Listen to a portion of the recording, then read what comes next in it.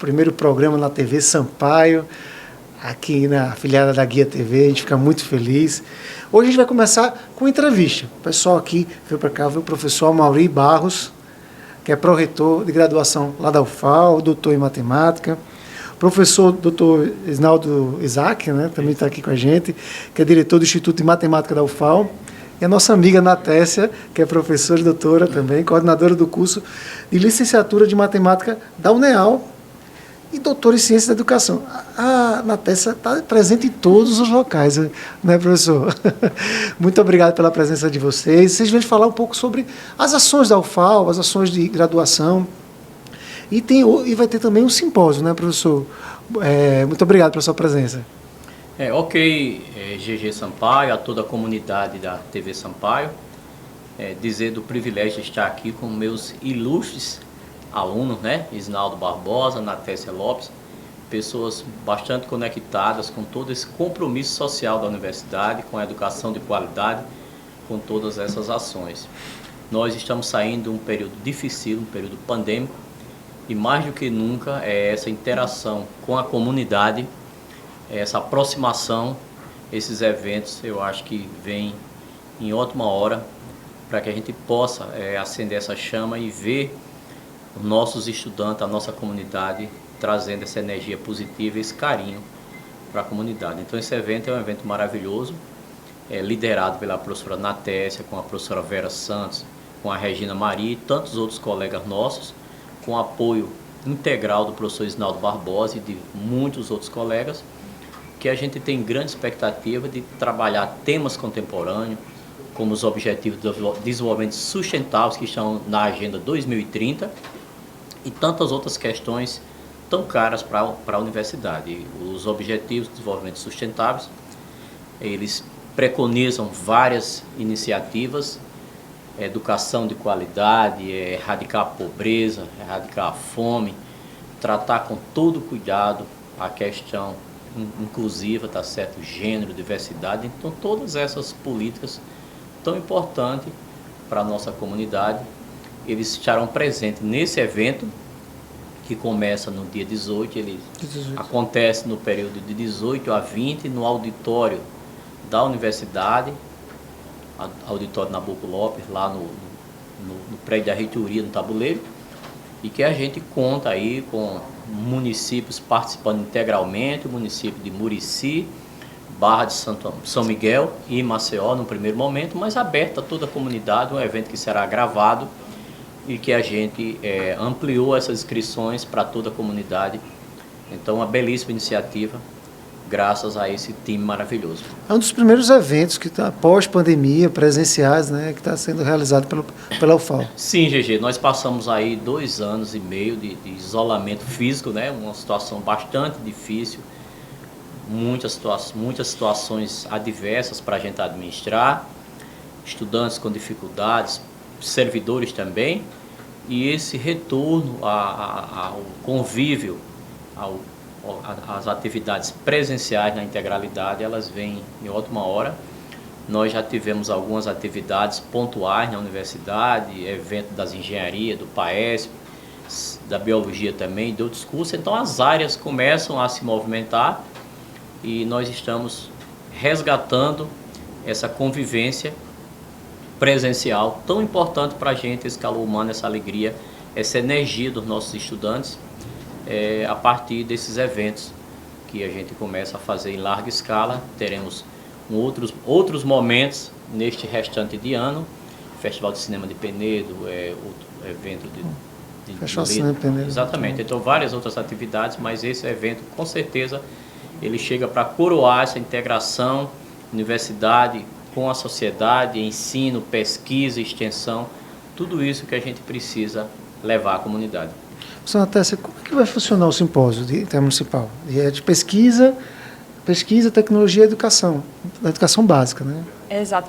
Primeiramente, quero agradecer esse espaço para deixar com que a universidade, né, que a academia, mostre um pouco dessa interação que nós temos feito com as escolas. Então, como o professor Amaury colocou mesmo, pensando nessa extensão, até mesmo nessa curricularização da extensão. Então, é a universidade indo até as escolas. Esse evento, ele vai acontecer, como o professor Amaury colocou, dias 18, 19 e 20, Então, é um evento que ele tem 3 frentes. Ele tanto vai ter o próprio simpósio, né, que estão com as inscrições abertas até o dia 16, semana que vem. Vai ter também o espaço temático voltado para as escolas de educação básica, em que a gente vai ter a usina ciência, né, professor? A usina ciência, show de química, show de física, o planetário, o gerador de Van de Graaff, então várias atrações para as escolas. E a gente vai ter um concurso de ideias inovadoras. Todo esse simpósio, ele foi feito, lembrando que é todo financiado pelo CNPq, né? Então, é uma ação, um evento que ele é financiado, então ele é totalmente gratuito para a nossa comunidade científica, comunidade acadêmica. Esse concurso de ideias inovadoras, ele está todo baseado nos 17 Objetivos de Desenvolvimento Sustentável. Então, é como o professor Mauri colocou, como é que as pessoas, os alunos, os professores, a partir dos problemas sociais que eles encontram, né, que eles vivenciam no entorno de suas casas, das suas escolas, como é que eles podem buscar soluções sustentáveis para isso? Então, a UFAL, ela vem indagar essa comunidade escolar, né? Como é que vocês pensam em solucionar esses problemas de forma sustentável?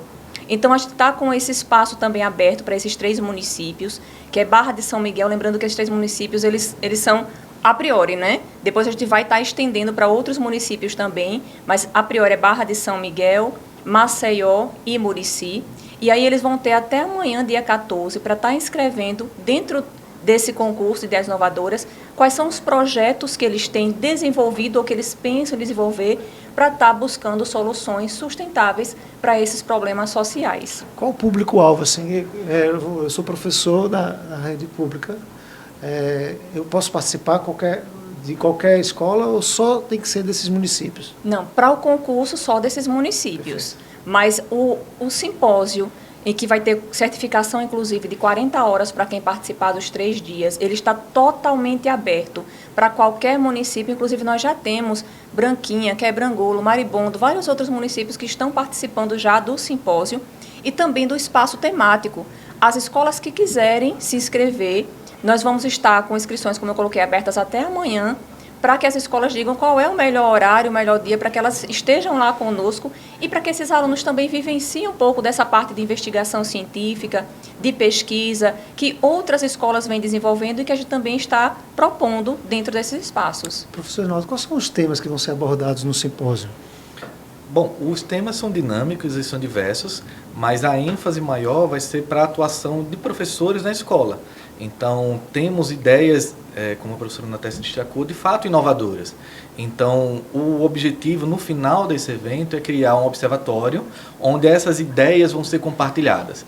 E elas não são ideias isoladas por áreas. Então, as ideias inovadoras que eu espero encontrar nesse evento de matemática, com certeza vão conversar com geografia, com língua portuguesa, com outras ciências.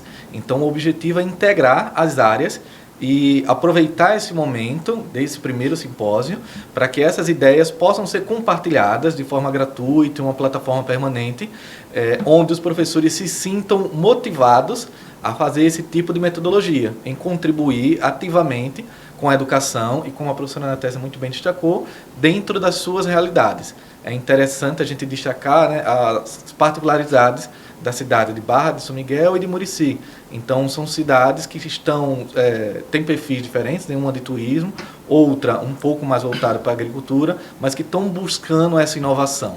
Então, vai ser um momento de muita troca e eu convido, né, a todos que puderem se fazer presente para descobrir o que é que essas escolas estão fazendo.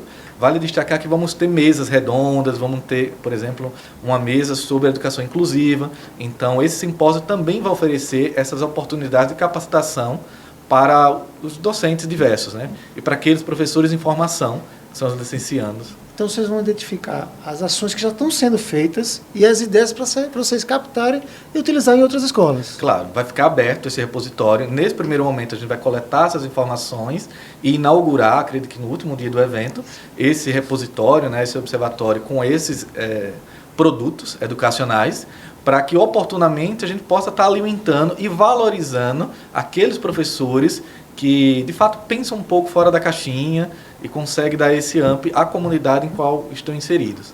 Então, os temas que são abordados não é só a questão da matemática, mas a questão de como, até mesmo da nutrição. São vários temas que vão ser abordados durante esse período. Isso. A provocação para as escolas são os temas das ODS.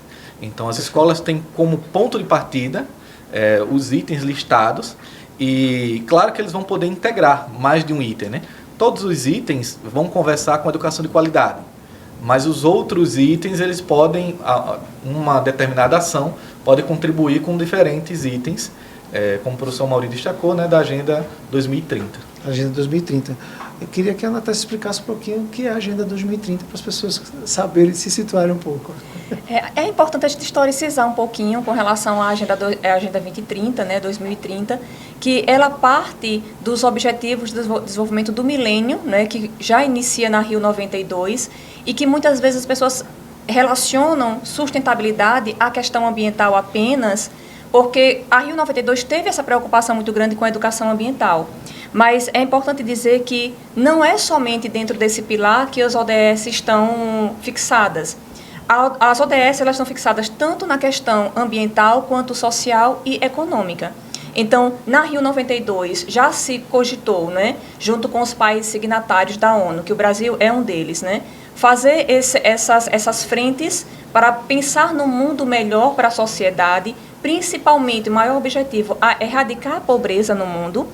E quando foi em 2015, né, eles, novamente, em assembleia da ONU, os países signatários, eles fecharam, né, ao invés de 8 ODM, que eram os Objetivos de Desenvolvimento do Milênio, fecharam em 15 os Objetivos de Desenvolvimento, aí então ficou sendo sustentável para os próximos 15 anos, por isso que vai até 2030. Então, de 2015 a 2030, houve, né, essa frente em 17 objetivos, pensando em um mundo melhor desse ponto de vista ambiental, econômico e social. Então, como o Isnaldo colocou, o objetivo 4, que vem a ser a educação de qualidade, né, é um objetivo que ele é transversal, ele conversa com todos os outros. As ODS é algo que tem que ser visto de forma integral e indissociável. Então, não tem como você pensar em uma educação de qualidade se meu aluno está com fome. Não tem como você pensar em uma educação de qualidade se meu aluno não tem energia em casa. Então, assim, ou se ele não tem condições físicas para estar dentro da escola, se a escola não tem acessibilidade, por exemplo. Então, por isso que as ODS, esses 17 objetivos, eles precisam ser vistos de forma integrada e indissociável. E é assim que pensa esse nosso simpósio. Por isso que ele foi todo alicerçado nas ODS. Então, de que forma a gente pode pensar em soluções, e aí, por isso que não cabe somente em matemática, por mais que nós sejamos matemáticos. Mas é a base de tudo.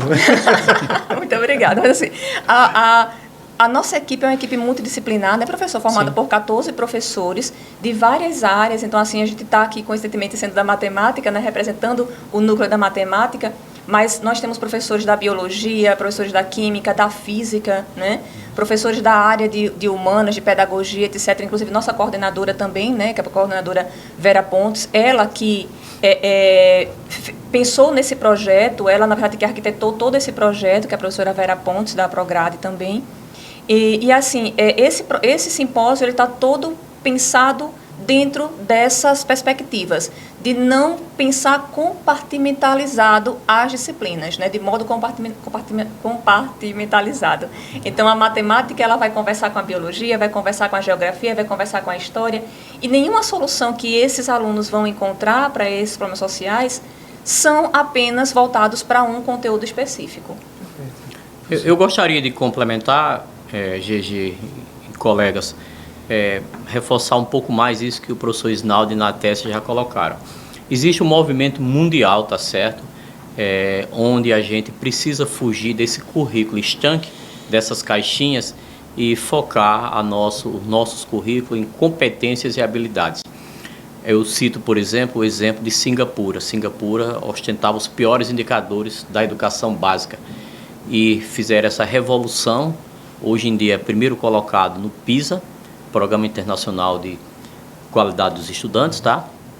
E foi uma verdadeira revolução, os tigres asiáticos e outros países. Então esse movimento ele é mundial, um currículo formado em um currículo centrado de competências e habilidades de todas as áreas. Então, esse movimento existe, por exemplo, no curso de Engenharia Civil da UFAL. Então, eles estão discutindo há muitos dias e vendo essa possibilidade. Então, isso que Natécia falou, acho que não faz mais nenhum pingo de sentido o conteúdo pelo conteúdo. Isso que Isnaldo falou tão bem, a interdisciplinaridade, a aprendizagem significativa. Onde está a matemática? A matemática no trânsito, a matemática na agricultura, a matemática nos esportes, na culinária, em tudo. E ela dialoga com as outras ciências, com todo mundo, tá? Então, a gente precisa sair dessa estrutura estanque, tá? De conteúdos pelos conteúdos, e ter essa relação mais próxima com o mercado, academia e mercado, sociedade, para que a gente prepare para as diversas finalidades. Eu acho que desenvolver o intelecto e ler o mundo e entender, isso é muito bonito, é lindo, mas o grande objetivo da maioria das pessoas é terminar um curso de graduação e ingressar no mercado. Essa é a grande finalidade. Assim, então a gente precisa dar significado, a gente precisa trabalhar de forma harmônica.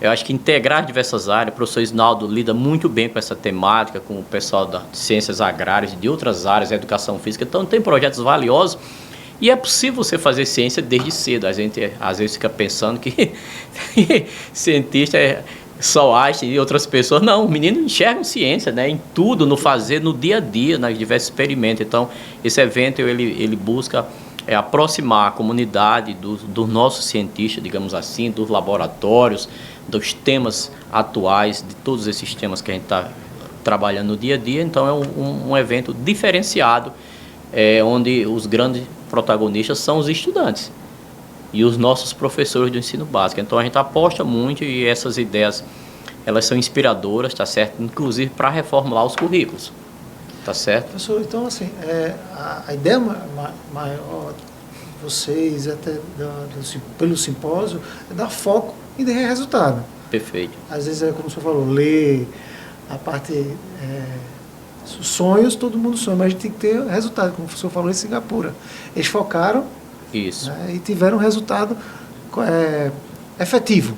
Perfeito. Em relação à questão industrial, mas a distribuição é da BRK. O foco e eles de atuação deles maior. Essa situação. Então, assim, ficamos então é importante os pais, os professores incentivarem os alunos a sempre estar buscando ideias, focar num como o senhor falou, não é só apenas terminar uma graduação, é terminar uma graduação e ter a efetividade de um trabalho, ter a efetividade de um projeto concluído. Né? No campo de avaliação, se você olha as avaliações em larga escala, você tem o INEP, né, Instituto de Ensino e Pesquisa, um instituto que Anísio Teixeira que busca medir, mensurar a qualidade dos cursos de graduação das universidades, por exemplo. Ele está muito próximo do ranking universitário da Folha de São Paulo, do RUF, onde tem um item importantíssimo que é essa relação academia-mercado. Então a gente não pode de forma alguma perder de vista isso. Às vezes nós temos currículos muito burocráticos, abstratos, teoria disso, teoria daquilo, como ensinar isso, como ensinar aquilo, e sem saber o beabá, né? Sem se preocupar com essa integração. Nós temos a BNCC, que é a Base Nacional Comum Curricular, que ela está em movimento. Desde 2018, que aqui o nosso estado vem trabalhando os referenciais para o estado de Alagoas, o ensino básico ele já avançou bastante, já está com isso estruturado, já implementou. O ensino médio começou este ano, né, Natécia, com o primeiro ano. Então, a ideia é que o aluno se envolva em outras atividades, em projetos. Tem uma parte complementar, a Natécia pode dar mais detalhes sobre isso, ela domina muito bem esse tema. Então, que eles façam no contraturno outras atividades, desenvolvam projetos. O Enem está mudando a cara também, então o estudante que vem de um curso técnico, tipo edificações, por exemplo, naturalmente ele quer escolher uma engenharia. Então tem uma verticalização nesse exame, então o que ele aprendeu lá vai ser aproveitado no Enem. Então o Enem muda de cara a partir de 2024. Tudo isso culminando com a implementação da BNCC. A BNCC, o novo ensino médio, então isso começou esse ano, vem nos 2 próximos anos, a gente fecha um ciclo. E assim, a gente espera um ensino bem mais dinâmico, tá certo? Bem mais associado ao dia a dia, aprendizagem significativa. E aprender no sentido amplo para desenvolver o intelecto, para ler o mundo, para tudo, mas também enxergar profissões. Eu acho que esse é o objetivo de todas as áreas. Então a gente não pode ter um ensino, uma educação apenas focado no acadêmico.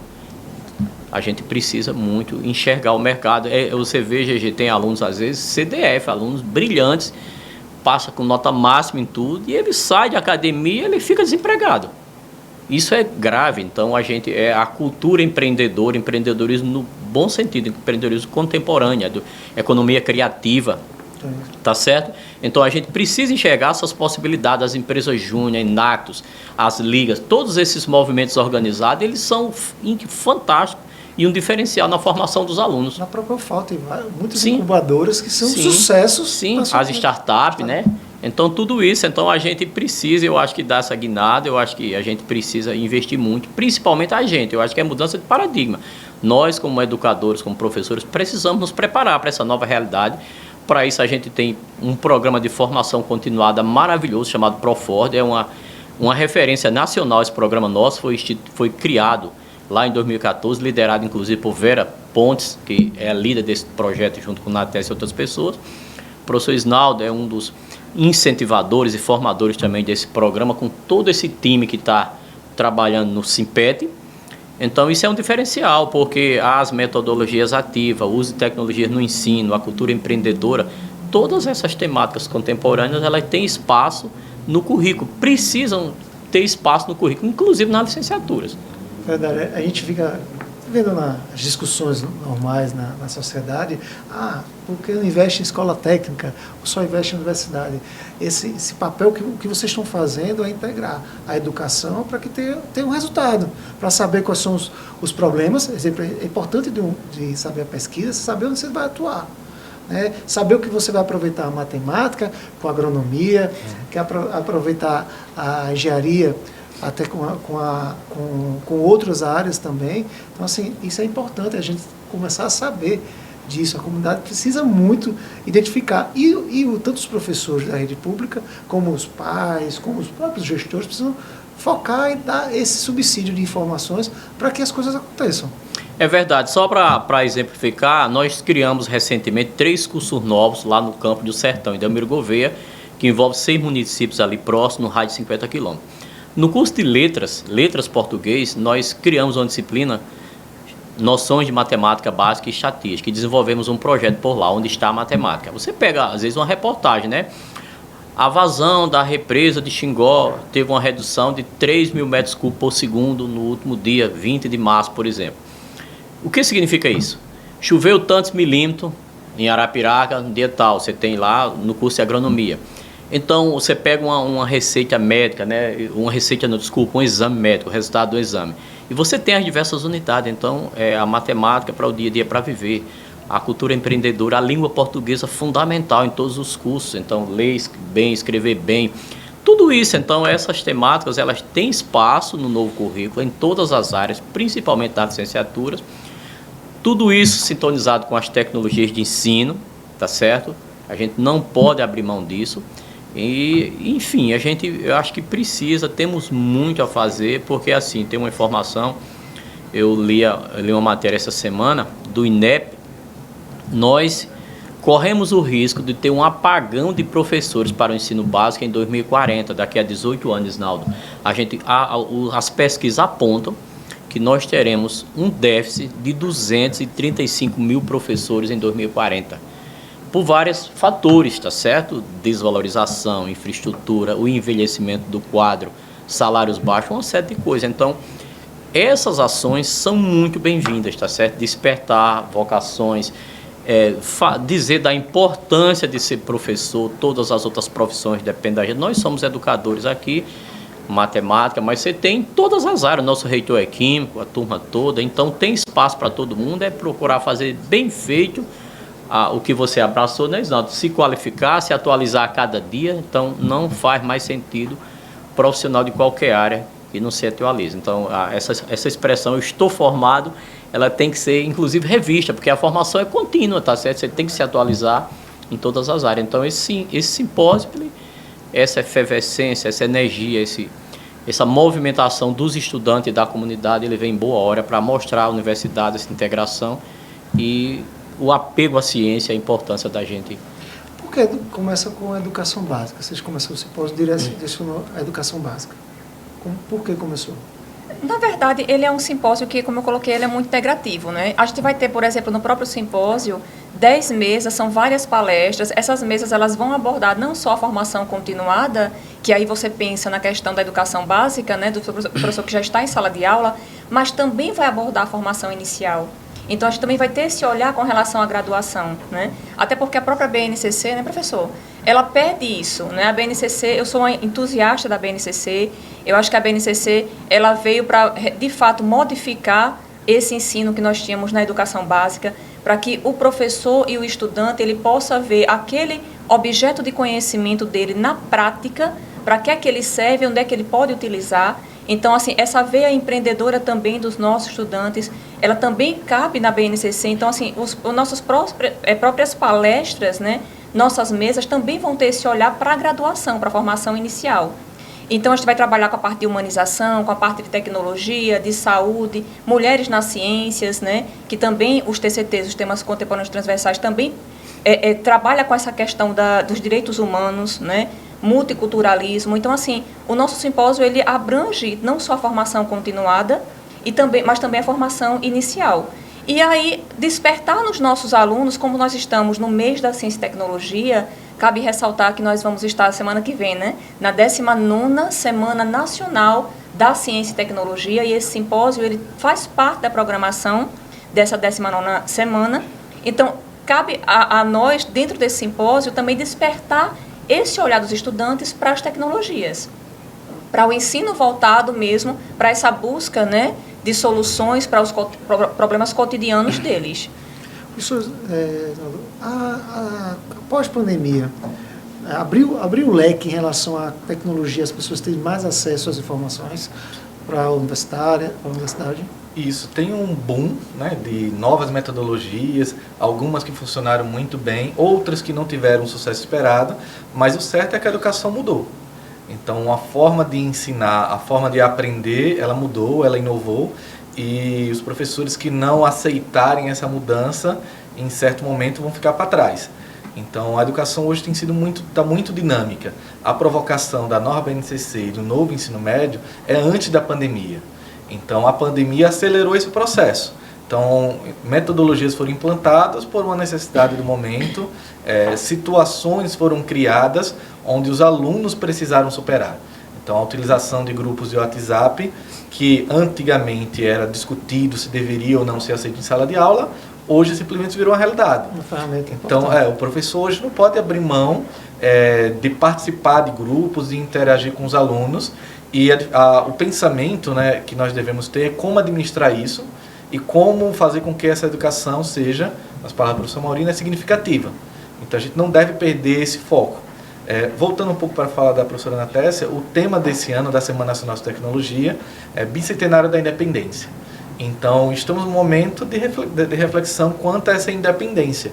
O Brasil, em alguns momentos, já foi referência para países como a Coreia do Sul, que vieram até aqui, aprenderam com as nossas práticas e voltaram para lá e tiveram sucesso. Muito então, sucesso. Você vê a Coreia do Sul, você vê hoje a referência em relação à educação. Perfeito. Isso. Então, estamos no momento de fazer essa nova revolução. Então, temos muita coisa legal. Só a realização desse evento já é um sucesso. Então, o grupo, né, a Vera Pontes, na Tessia, teve que se submeter a um edital nacional pelo CNPq, foi avaliado, competiu com todo o Brasil. Então, esse investimento ele não vem como um direito, foi uma conquista. Então, já vale se destacar esses trabalhos que vêm sendo realizados.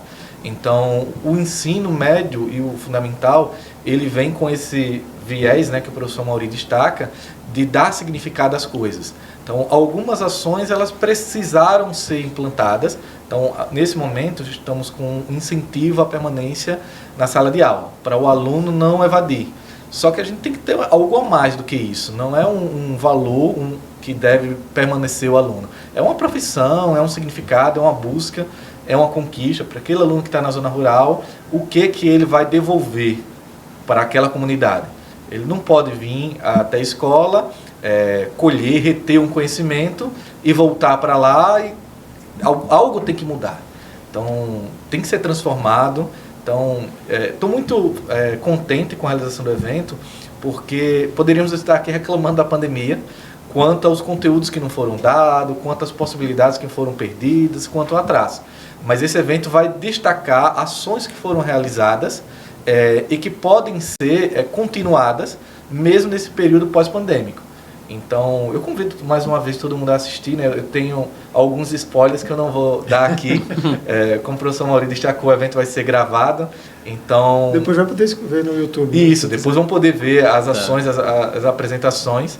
Mas vai ser muito interessante essa troca, né? Porque muito se espera dos alunos. Então, o aluno está indo para a escola, o que é que ele está fazendo, o que é que ele está aprendendo. Então, aquelas escolas que ainda não aderiram vão ter a oportunidade de ter essa experiência, de ver modelos, de ver exemplos, tanto do ponto de vista teórico, né, com as palestras, com a discussão, e com a prática, com os trabalhos feitos pelos próprios alunos nas escolas. Vamos ter um telão, acredito, com a exposição dos trabalhos lá. Então, a escola que vier nos visitar, tenho certeza que vai impactar muito a sua forma de ver o mundo, principalmente com ênfase nas ODS. Tá? Para a escola não vai ter custo nenhum? Para ninguém vai ter custo nenhum participante que vá para o espaço temático, para o simpósio, que vá para os 3, né, que participe do concurso, não vai ter custo nenhum. É um evento totalmente gratuito e pensado dessa forma, né, que na outra professor Mauri coloca, na escola de fato como um espaço de transformação social, né? Então, assim, a escola é vista como um modificador daquela realidade. E aí a gente quer saber dos alunos, né, dos professores, como é que eles estão trabalhando, pensando em solucionar problemas sociais. Professor Mauri, eu tive em Pernambuco antes da pandemia, como a gente estava comentando antes, tinha um produto comercializando, tinha uma dificuldade grande que na parte rural o pessoal não tinha acesso à internet. E os professores tinham dificuldades de entrar no smartphone, de entrar num grupo de WhatsApp, tinham resistência. Pós-pandemia, hoje facilitou bastante esse acesso para os professores. Olha, é verdade, GG, eu gostaria de reforçar e continuar nessa linha que o professor Isnaldo falou com muita propriedade. O mundo mudou e a gente precisa mudar. Eu vi recentemente uma reportagem, olha, faculdade particular, esqueci o nome, lá em São Paulo, demitiu tantos professores porque está usando pacote, a massificação do ensino, isso. Infelizmente, mudou. E a gente precisa ligar o alerta com relação a isso. Eu ouvi também especialistas no assunto dizer o seguinte: o professor, o profissional que tiver medo das tecnologias, ele deve ser demitido primeiro. Eu sei que é um absurdo, é radicalização, mas a gente não pode de forma alguma ignorar as tecnologias. E eu vou ser mais enfático. Nós, por necessidade, nossos alunos se viraram nos 30, faziam o que era possível. Imagine você, um aluno lá de Champreta, 130 km de Maceió, lá de cima de Teotônio Vilela, de todas as cidades, vem todas as noites, durante o dia às vezes, e à noite, arriscando a sua vida no transporte, 2 horas de transporte para ir, 2 para voltar. Com a telefonia 5G agora, e assistência estudantil, equipamentos, porque não dá para você pensar no ensino híbrido ou na modalidade da distância, para ser mais detalhista, sem essas condições. Então você não pode de forma alguma achar, porque o professor tem uma boa conexão, tem um bom equipamento, que os seus alunos têm também. Mas dadas essas condições, corrigidas essas distorções, a gente pode sim fazer ensino com qualidade.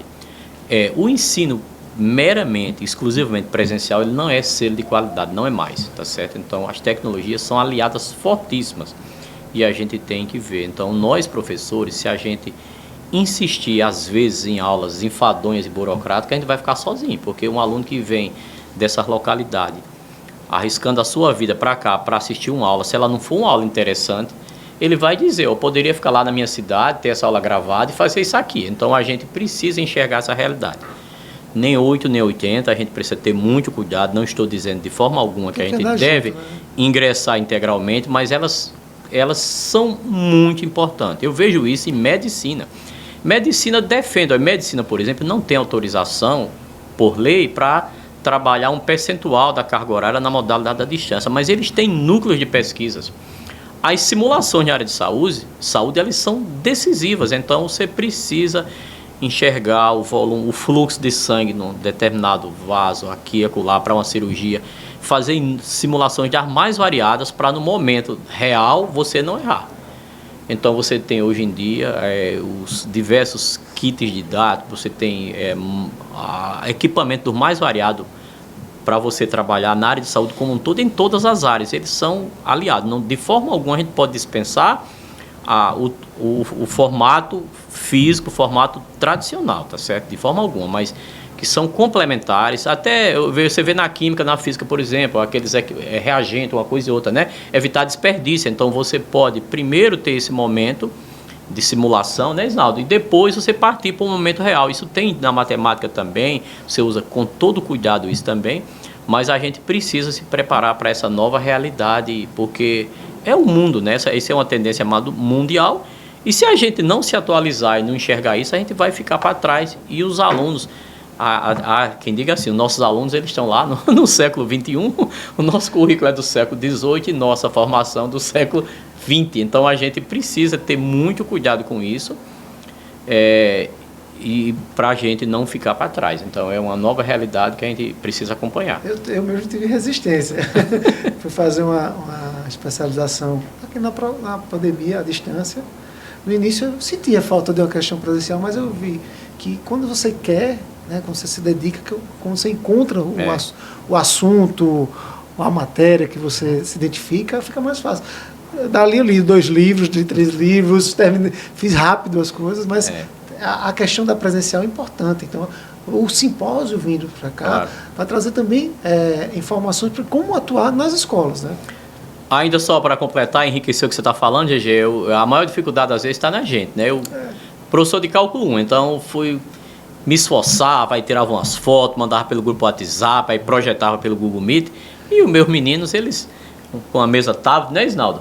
Um quadro lá, então vai fazendo em tempo real as coisas e ensinam a gente. Então a gente, eu acho que tem que estar, somos mediadores, somos facilitadores, a gente tem que ser colocado no mesmo plano, né, na tese, e aceitar, e ousar, e dizer, olha, eu quero aprender também, e a gente aprende muito com eles. Então a gente tem que ter esse cuidado. Então não dá para você abandonar isso. Então tem que ter muito cuidado, que não são todos que se adaptam, nem os colegas professores, nem os alunos, mas que a gente pode sim, em todas as áreas. Eu vejo isso, odontologia é um curso que tem 80% da carga horária e de práticas, mas eles desenvolvem aplicativos para avaliar.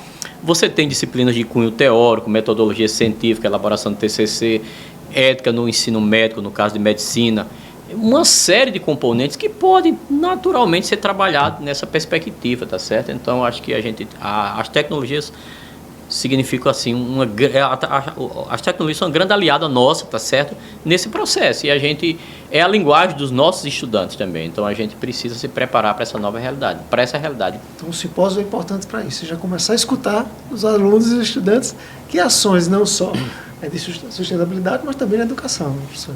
Claro, tem um educador brasileiro, né, que eu gosto muito de citar, Rubem Alves.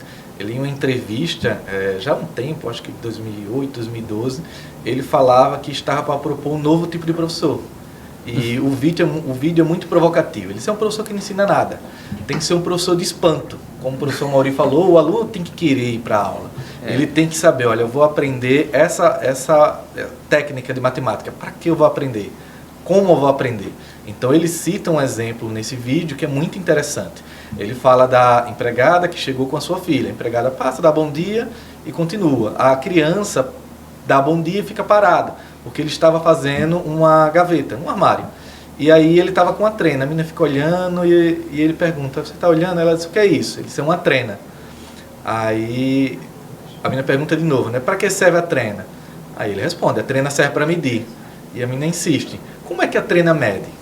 Aí ele começa a mostrar que os centímetros, né, vêm em pacotinhos de 10. E ele destaca, estou ensinando sistema decimal para uma criança. Então tem muito mais significado essa situação do que uma aula expositiva, do que uma construção. Então essa experiência, esse professor que o Rubem Alves prometia, ele é necessário.